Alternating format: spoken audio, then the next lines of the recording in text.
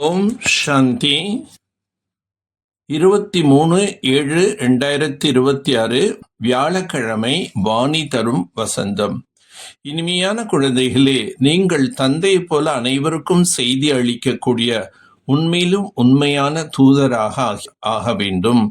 அனைவரும் பரந்தாமம் என்ற வீட்டுக்கு செல்வதற்கான செய்தியை கூற வேண்டும்.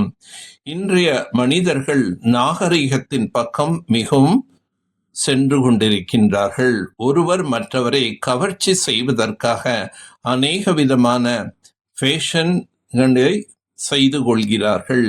இந்த நாகரிகத்தை சித்திரங்களிலிருந்துதான் கற்றுக்கொண்டிருக்கின்றார்கள். பார்வதி தேவி கூட இதுபோல் நாகரிகமாக இருந்தார், தலைமுடி அலங்காரம் செய்து கொண்டிருந்தார் என நினைக்கின்றார்கள். குழந்தைகளாகி நீங்கள் இந்த பதீத உலகத்தில் செயற்கையான அலங்காரம் செய்து கொள்ளக்கூடாது. நான் உங்களை அப்படிப்பட்ட உலகத்திற்கு அழைத்து செல்கின்றேன்.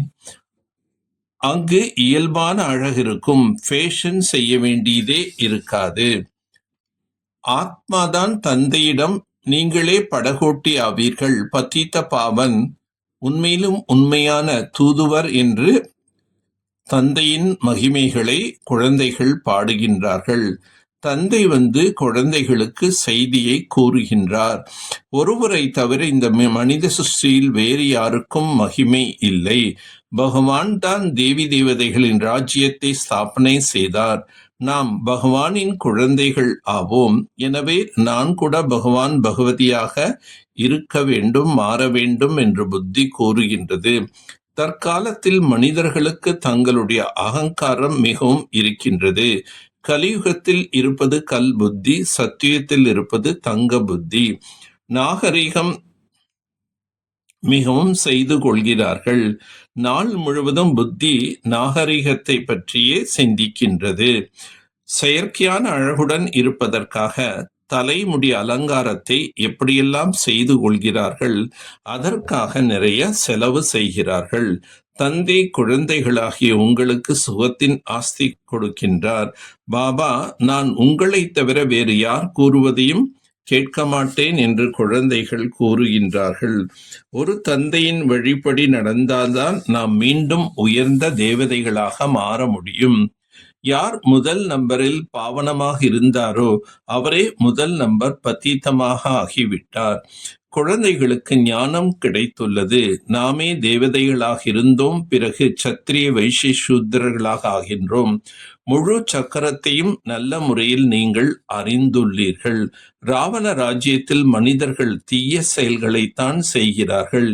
எனவே கீழே விழுந்து கொண்டே இருக்கின்றார்கள். துக்கமான உலகத்தில் தான் குருவிடம் செல்கிறார்கள். முக்தியில் அழைத்து செல்வார் என்று சத்கதிக்காக குருவிடம் செல்கிறார்கள். முன்பெல்லாம் 60 வருடங்களுக்கு பிறகு வானப்பிரஸ்தம் என்று கூறுவார்கள். இது ஒரு நியமமாக இருந்தது. இப்பொழுதும் ஒரு சிலர் கடைபிடிக்கின்றார்கள். முக்தி தாமத்தில் ஆத்மாவின் வீடு உள்ளது. சிறியவர்கள் பெரியவர்கள் அனைவரும் இப்பொழுது வானப்பிரஸ்த நிலை அடைந்து விட்டார்கள். ஏனென்றால் ஆத்மாக்கள் சப்தத்தை கடந்த நிலைக்கு இப்பொழுது செல்லும் நேரம். இந்த பதீத உலகம் முடிய போகின்றது. நாம் மீண்டும் புதிய உலகத்திற்கு செல்ல வேண்டும். கலியுகத்தில் எல்லா மனிதர்களும் அதர்மத்தினராக இருக்கிறார்கள். சத்தியுகத்தில் அனைவரும் தர்ம ஆத்மாவாக இருப்பார்கள். ஆத்மா இந்த ஞானத்தை தாரணை செய்கின்றது. ஆத்மாதான் ஜனாதிபதியாக ஆகின்றது. மனிதர்களோ தேக அபிமானத்தில் இருக்கும் காரணத்தினால் தேகத்தை தான் மகிமை செய்து கொண்டிருக்கின்றார்கள். ஆத்மாதான் அனைத்தும் செய்கின்றது என்பதை நீங்கள் புரிந்து கொண்டீர்கள். ஆத்மா அவசியம் சரீரத்தை தாரணை செய்ய வேண்டியுள்ளது. ஷரீரம் என்ற ஆத்மாக்கள் எவ்வாறு பேச முடியும்? இப்பொழுது இருப்பதோ பதீதமான உலகம், ராவண ராஜ்யம் அல்லவா என்று தந்தை புரிய வைக்கின்றார். ராவணன் பாவ ஆத்மாவாக ஆக்குகிறான். இது வேறு யாருக்கும் தெரியாது. ராவனுடைய உருவம் அமைத்து எரிக்கின்றார்கள். ஆனால் எதுவும் புரியாமல் உள்ளார்கள். பதீத பாவன் தந்தை தனது அறிமுகத்தை அழிக்கின்றார். நம்மை ஸ்வர்க்கத்துக்கு அதிபதியாக ஆக்கி கொண்டிருக்கின்றார். அவர் எவ்வளவு இனிமையான பாபா என்பதை புரிந்து கொண்டீர்கள். கர்மம், அகர்மம், விகர்மம் பற்றிய விளைவுகளை நாம் அறிந்து கொண்டோம். ஆகவே இப்பொழுது சிறந்த செயல்களை செய்ய வேண்டும். ஞான தானம் செய்து தர்ம ஆத்மா ஆக வேண்டும். இது வானப்பிரஸ்த நிலையாகும். இந்த கடைசி நேரத்தில் பாவனமாக ஆகி பாவன உலகத்திற்கு செல்ல வேண்டும். பாவனம் ஆவதற்கான செய்தியை அனைவருக்கும் கூற வேண்டும். பாஸ்வித்தானராக ஆகுவதற்கு அனைவரிடமிருந்தும் திருப்தி என்ற பாஸ்போர்ட் பெறக்கூடிய சந்துஷ்டமணி ஆகுக. எந்த குழந்தைகள் தங்களுக்குள் தங்களது ஆன்மீக முயற்சியில் அல்லது சேவையில் மற்றும் பிராமண குடும்பத்தின் தொடர்பில் எப்பொழுதும் திருப்தியாக இருக்கின்றார்களோ அவர்களே சந்துஷ்டமணி என்று அழைக்கப்படுகின்றார்கள். அனைத்து ஆத்மாக்களின் தொடர்பிலும் உங்களை திருப்தியாக வைத்துக் கொள்வது அல்லது அனைவரும் திருப்திப்படுத்துவது, இதில் யார் வெற்றி அடைகின்றார்களோ அவர்களே வெற்றி மாலையில் இடம் பெறுகின்றார்கள். பாஸ்வித்தானராக ஆகுவதற்கு அனைவரிடமிருந்தும் திருப்தி என்ற பாஸ்போர்ட் பெற வேண்டும்.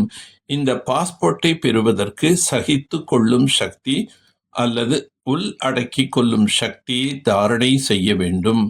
கருணை உள்ளம் கொண்டவராக மாறி சேவையின் மூலம் ஏமாற்றம் அடைந்து மற்றும் சோர்வடைந்த ஆத்மாவுக்கு ஆதாரமாக விளங்குங்கள்.